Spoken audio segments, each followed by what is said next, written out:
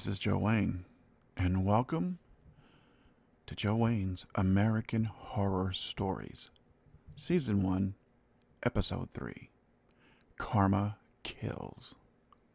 Now remember, folks, before we get this episode off and running, before we descend into the mouth of madness itself, I need to remind you, this is the third and final episode that will be loaded on the Anti-COINTELPRO Show YouTube channel, or as we family members know it, the ACP313.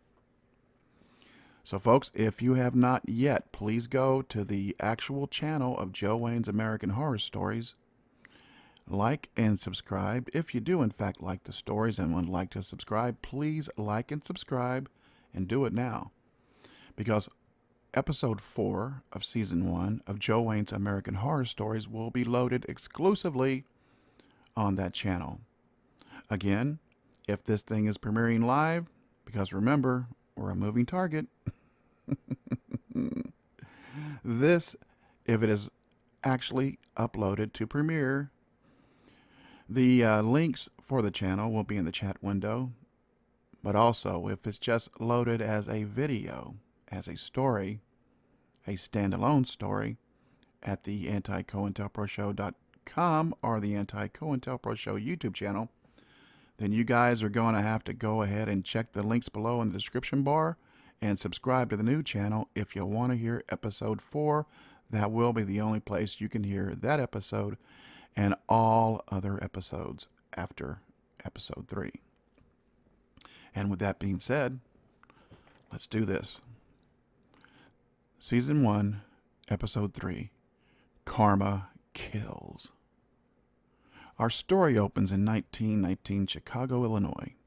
A young man with large ambitions, but very little means to accomplish those ambitions, dreams of a day when his ship comes in, so he can sail that ship all the way to Easy Street. Chadwick Ball, and that's B-A-A-L,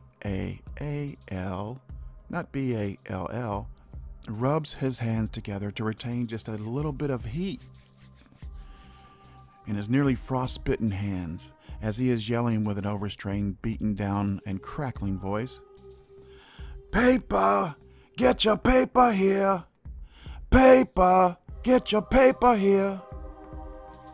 But news of the day seems of little import to Chad, as his family refers to him and knows him, as he plots his eventual takeover of the world.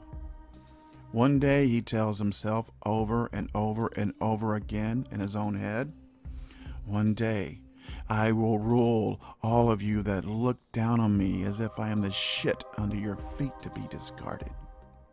Chad is in mid-ramble as a man appears as if out of thin air. Chad is startled as he questions the pale man in a beautiful black suit with a silk red pocket square. "Hey, mister, where'd you come from?" The pale man answers. "The question you should ask yourself, Chad, is where am I going? And what am I willing to do to get there?" Chad is taken aback by the stranger's apparent knowledge of his name, but does not verbalize his uneasy feelings. Instead, Chad answers without a moment's hesitation, "Anything!" The man smiles crookedly and replies, "Then let us begin. But first, could you sign this pledge of allegiance?" And without ever reading even the opening sentence, Chad quickly signs the pledge, which is, in fact, a contract. Immediately, as if somebody waved a magic M-A-G-I-K wand, things start to go Chad's way as he is promoted from paperboy to reporter, then from reporter to copywriter, and then, within 3 years, as editor-in-chief of that same newspaper that he was freezing on the corner, frostbitten, trying to sell for mere peanuts.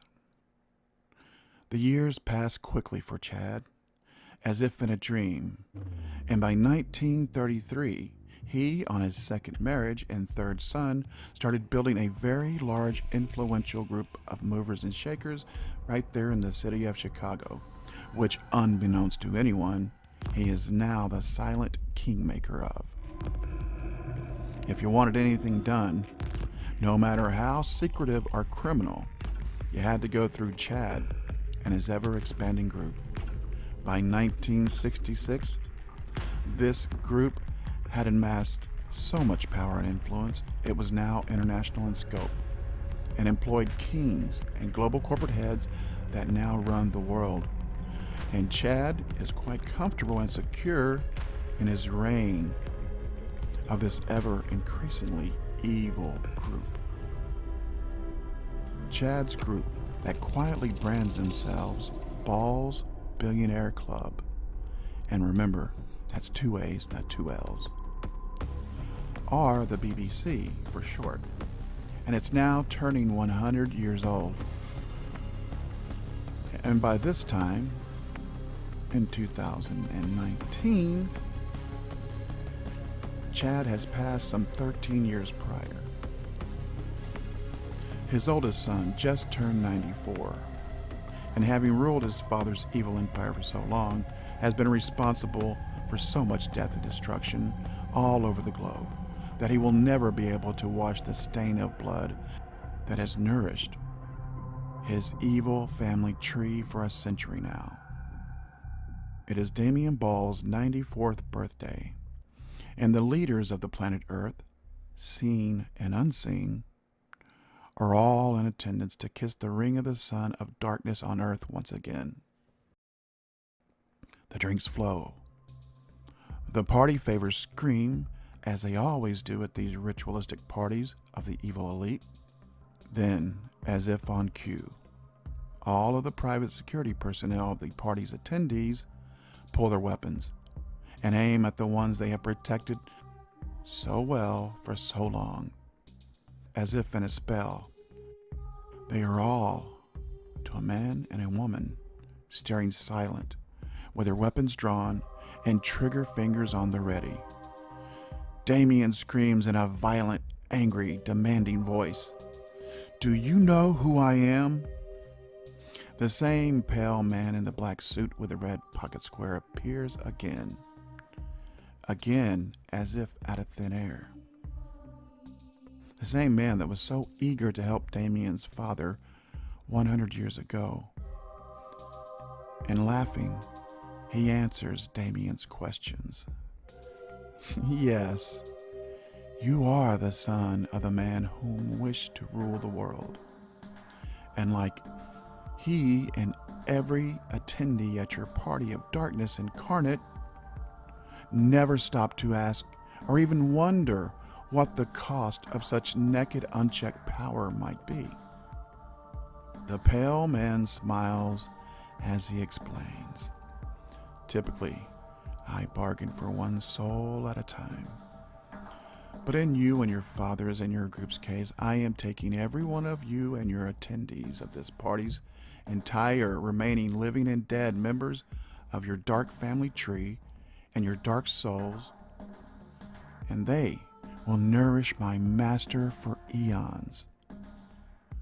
And with that, the weapons pointed at all of the attendees and their family members are all fired at once,